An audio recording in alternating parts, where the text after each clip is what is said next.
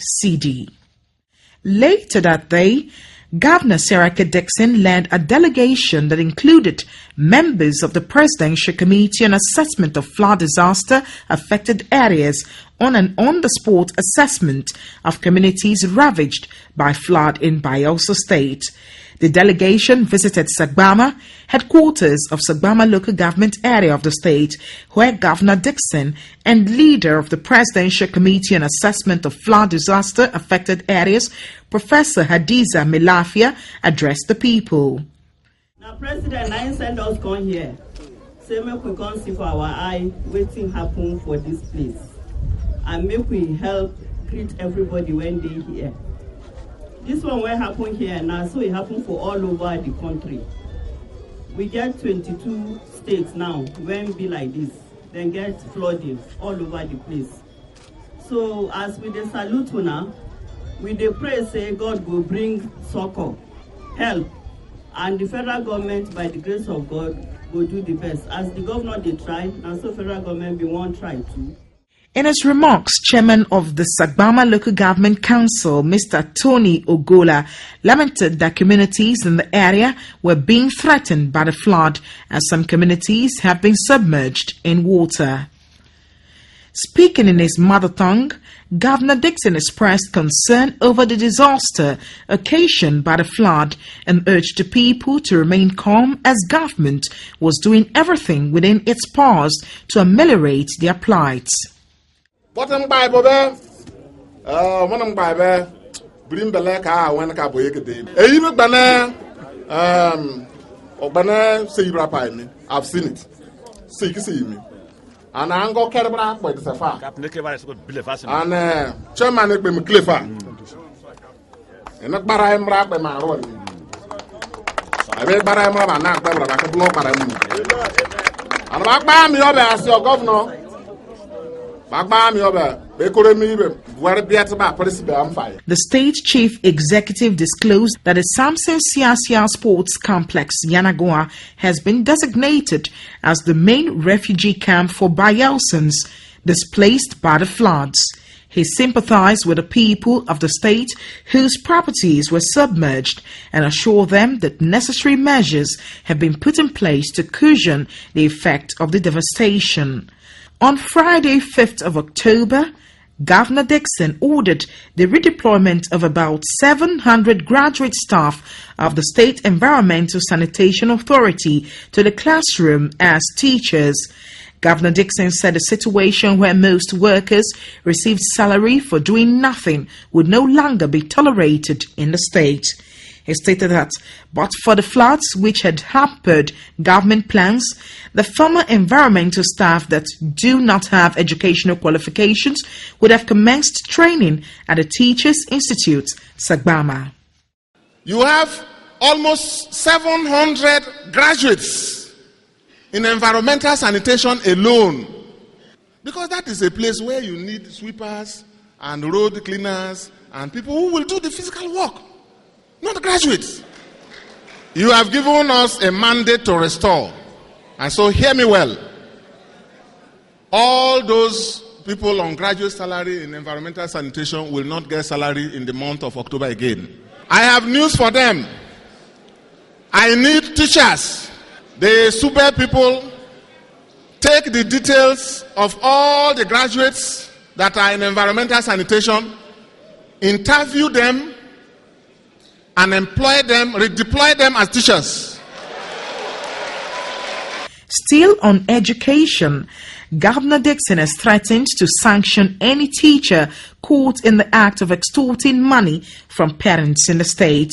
He said his administration's free education policy was on course and that the state government had taken delivery of 150,000 pairs of secondary and primary school uniforms, which will be distributed free of charge to students and pupils in the state as part of the free education policy. Governor Dixon said this in an address at the 2012 Teachers' Day celebration. The governor surprised the teachers by telling them that his administration would partner with the Canadian government in the training and retraining of teachers in the state. The lucky ones amongst you will go to Canada very soon. Canadian government and the Canadian High Commission are working with us. The state chairman of the Nigeria Union of Teachers, Comrade Ogola Brandla, commended the efforts of the present administration at repositioning the education sector, especially in the areas of training and retraining of teachers, construction of schools, teachers' headquarters, introduction of free school buses, amongst others. It is in the light of the above that the teachers of Bayelsa State hereby reaffirm a strong and unblemished support for your administration. The Union, therefore, draws the attention of government to some legal progress plaguing the education system in Bayelsa State. They include: at the event commemorating the 2012 Teachers' Day, the Principal State Secretary of the Nigeria Union of Teachers, Barrister Okorafo Okechukwu, commended the state government for its education-friendly policies, while appealing to Governor Dixon to reinstate teachers who were recruited in 2011-2012 but disengaged from the state UBE board to complement the shortage of teachers in basic and senior secondary schools in the state. On his part, the national president of NUT, Comrade Michael Olukoya, represented by Mrs. Gloria Igbegiri, urged teachers in the state to work hand in hand with the Dixon-led administration to move the state forward. We see everything you have done. There was a day we saw you giving school uniform to children. The Bayelsa State government has declared 17,974,746,254 naira 60 kobo as income for the month of August 2012 from the Federation Accounts Allocation Committee (FAC), explaining that the figure was high as a result of special refund received from the federal government. Governor Dixon asked the State Commissioner for Finance, Mr. Duarte Iyabe, to give a breakdown of the income at the monthly Transparency Initiative press briefing in Yenagoa, the state capital. Governor Serake Dixon seized the opportunity to call on all Bayelsans to show love and be patriotic towards the state. Governor Dixon urged the people of the state to shun rumor-mongering and eschew politics of bitterness and hatred. He asked Bayelsans not to be impatient as government is fully on track to restore the state. Fund deduction 1,241,107,428 naira. Deductions in respect of foreign loans 12,448,072 naira and 31 kobo. Refund on domestic excess crude savings account 509,813,020 naira and 90 kobo. Refund on overpayment of derivation indices 197,836,410 naira 56 kobo. 13% derivation indices recovery 392,885,383 naira 62 kobo. Governor Serake Dixon seized the opportunity to call on all Bayelsans to show love and be patriotic towards the state. Governor Dixon urged the people of the state to shun rumor-mongering and eschew politics of bitterness and hatred. He asked Bayelsans not to be impatient as government is fully on track to restore the state back to its lost glory and enjoin the people to support his administration. Use this opportunity to call on all Bayelsans to continue to be patriotic. They shouldn't love themselves more than the state.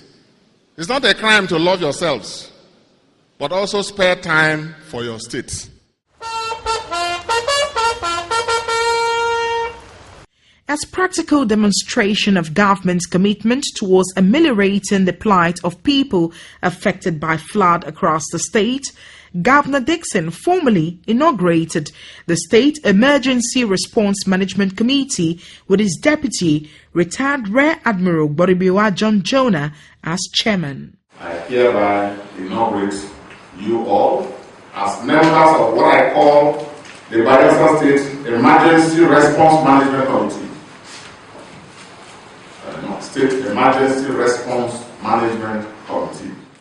The committee, which has Secretary to State Government Professor Edmund Alison Oguru as Secretary, comprises more than 20 government officials, including commissioners, special advisors, all government special representatives of local government areas, as well as a representative of the State Commissioner of Police, Special Advisor on Security, House Committee Chairman on Environment in the State House of Assembly, as well as Chief of Staff and Deputy Chief of Staff, Government House.